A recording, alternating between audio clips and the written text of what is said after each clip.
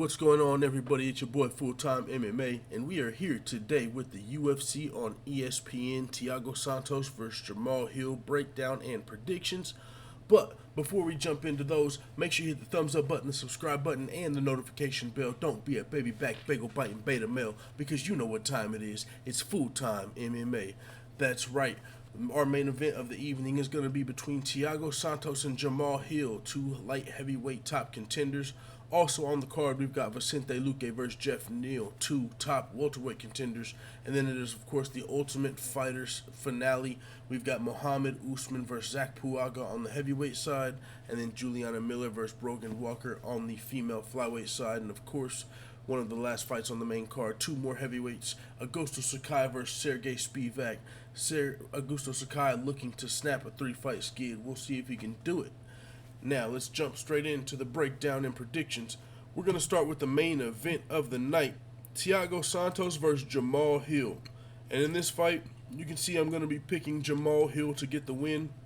Thiago Santos is 1-3 in his last four fights since losing a closely contested split decision, but he's only been fighting top contenders. He's been fighting against a lot of the top light heavyweights in the world. Jamal Hill, on the other hand, is 4-1 in the UFC since earning his contract on Dana White's Tuesday Night Contender Series, and he's currently riding a two-fight first-round KO streak over Jimmy the Brute Crute and also most recently Johnny Walker. Now, this was a tough fight for me to call, but I'm going to be going with Jamal Hill. He's been putting together a very nice highlight reel against some of the better light heavyweights in the world. He's got momentum on his side as Thiago Santos is 37 years old, and he tore both of his legs against Jon Jones when he almost beat Jon Jones in a split decision, but he lost that fight, and since then he's went 1-3, and it just seems like Thiago Santos might be kind of on the way out, and Jamal Hill is kind of on the way up to that light heavyweight top contender spot. So I think Jamal Hill is going to continue to ascend in the main event. Next, we're moving to the co-main event. We've got two welterweight top contenders, Vicente Luque versus Neal. This is going to be a fun fight. I've got to take Vicente Luque to win it. As you can see, his only loss in the last five fights was to Mohammed, which snapped Vicente Luque's four-fight winning streak against a very respectable competition, including a first-round submission over former champion Tyron Woodley. Neal is dangerous, but I got him losing a decision in this fight as he's 3-2 in his last five, losing decisions to Wonderboy and Magny. He's kind of lost decisions to any of the best fighters in the world that he's not able to finish. And Vicente Luque is one of the best welterweights in the world. He's not a guy that you're going to be able to just come and finish easy. He knows how to outpoint you. He's well-rounded, and I've got him winning the fight. I'm taking Vicente Luque. Moving on to the Ultimate Fighter heavyweight finale, we've got Mohammed Usman versus Puaga. Mohammed Usman, I believe, is a relative to Kamaru Usman, but that does not mean he will be as dominant as Kamaru.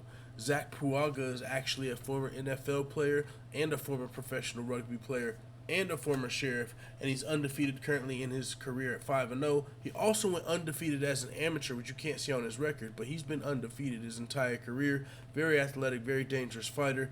And as you can see, I'm actually going to be picking Puaga to win.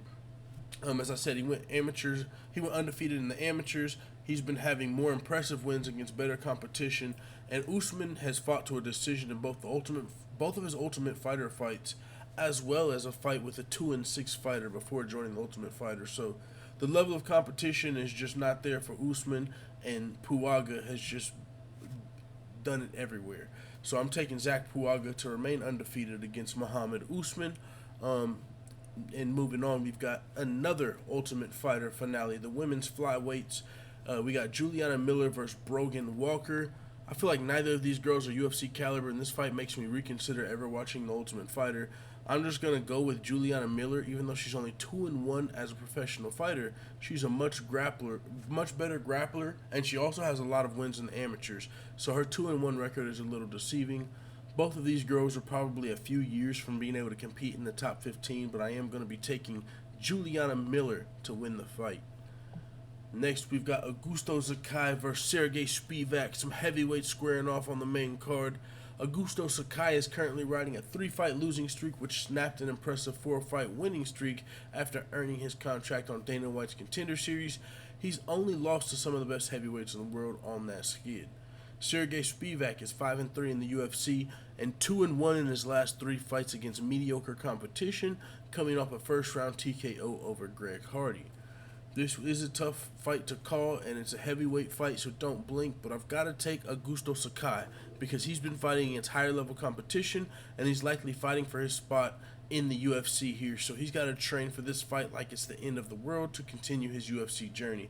So I'm picking Augusto Sakai to snap that skid and keep his UFC dreams alive. That's my picks for UFC on ESPN, Santos versus Hill. Let me know who you got in the comments. Who do you have winning and how? Let me know. I'm looking forward to reading what you guys have to say. And with that being said, it is what it is. I'm out.